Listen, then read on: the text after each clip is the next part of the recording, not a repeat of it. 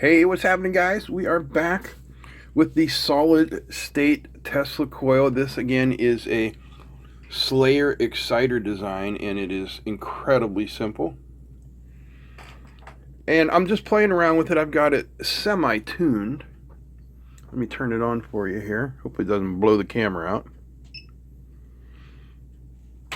There you go. You can see that little neon indicator in there is lit, and just so you don't think I'm cheating, there, it is not attached to anything. It is simply lighting up via the electron field that we see there.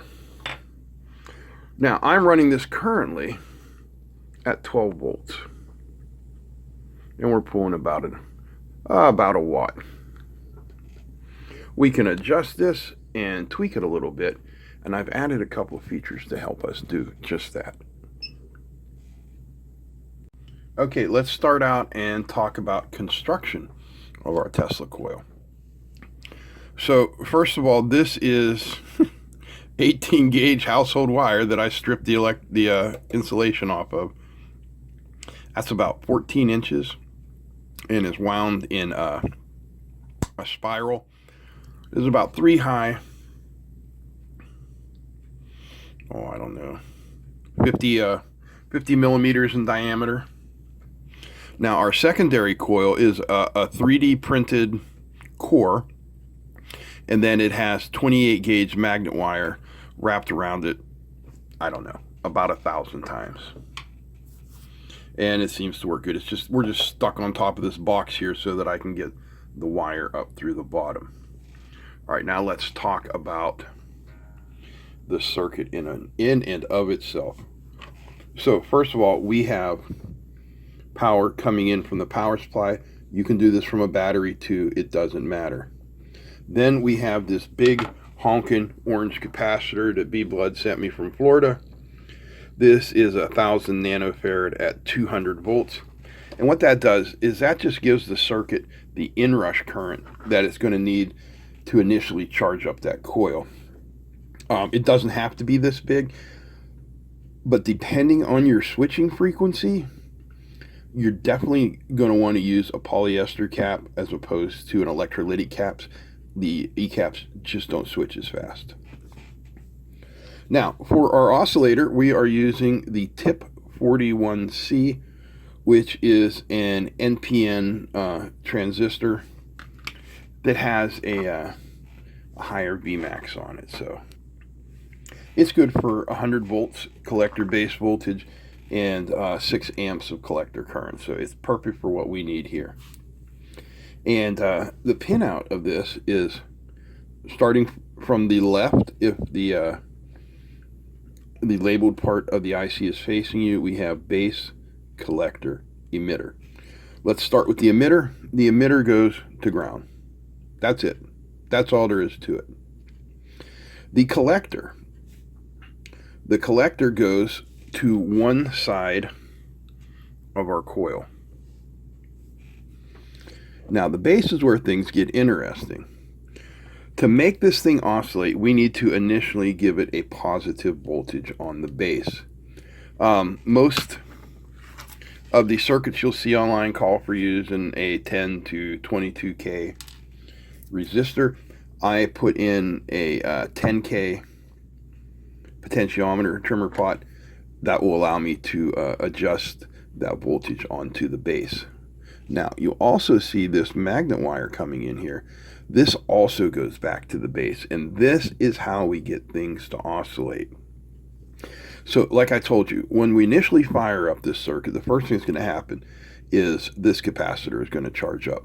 And as it charges up, it is going to deliver a positive VCC right through here, through this cable.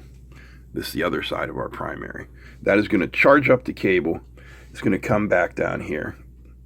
Now, once that's charged, we're going to get a negative pulse from the secondary coil, which is right here, and that is going to shut the base off.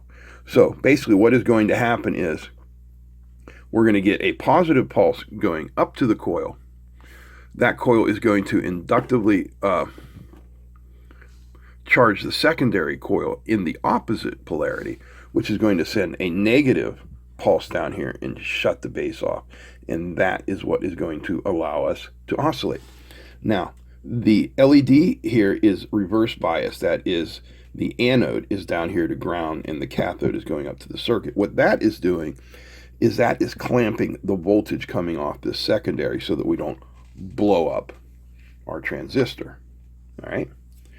So the next thing we're going to do is we are going to take a look at the oscillation waveform. So to have a look at the oscillation waveform, I'm going to put the positive from our oscilloscope into the positive VCC, and the negative I'm just going to plug in, if I can find a spot for it, right here on the collector. So basically I've just gone parallel with that coil. Now I've got the oscilloscope over here because I don't want to blow it up. All right, let's energize the circuit. There you see we got our oscillation, and our frequency is, sorry, the Tesla coil whacked out the camera again, so we're going to move the camera way over here, and I'm going to energize the circuit again, and then you can see our waveform here, 3.92 megahertz. We have 65 volts peak to peak, which is well within the ability of that tip 41C. All right, so the next thing we're going to do, we are going to power up the circuit again. And I am going to adjust our potentiometer here.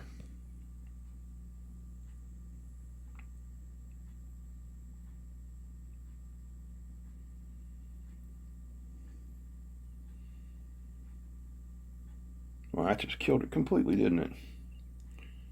All right, so I guess we're going to go this way.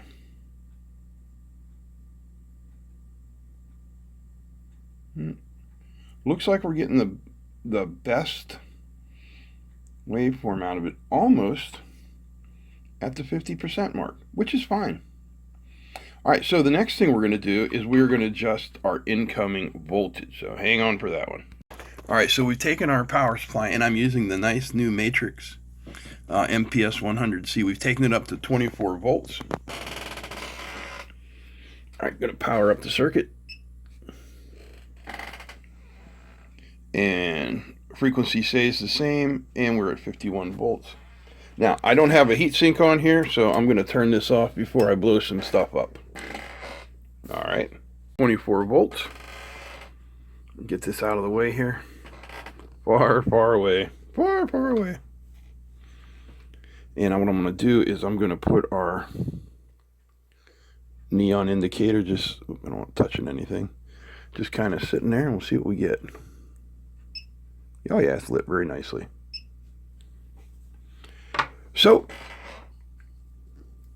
that, guys, is how you can build a simple Slayer exciter Tesla coil.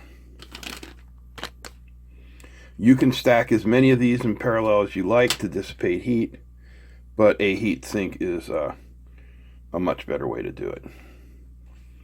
You don't need me to draw you a circuit diagram of this. Just Google Slayer exciter circuit, and you'll find 100 different versions of these.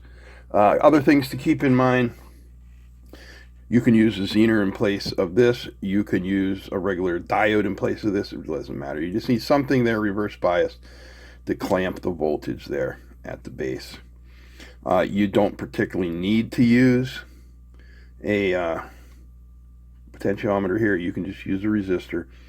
But it's always good to set up your circuit with a potentiometer so you can dial in exactly where you want it, and then you can put in the non-changing resistor later on. All right, guys, that's all I got for you today. I hope you enjoyed this. There's going to be more experiments on this. We're going to try and get some more power out of her. Ooh, ooh, ooh. If you enjoyed this, I hope you'll give me a thumbs up. Feel free to comment, share, and don't forget to subscribe. Also, if you're not a patron, I beg you, please consider joining. I'm running out of time here with the YouTube not paying me and stuff like that, and if I don't get some more money in soon, then this channel is going to end. So if you can, check out Patreon, link down below. That's it. I'm out. Peace.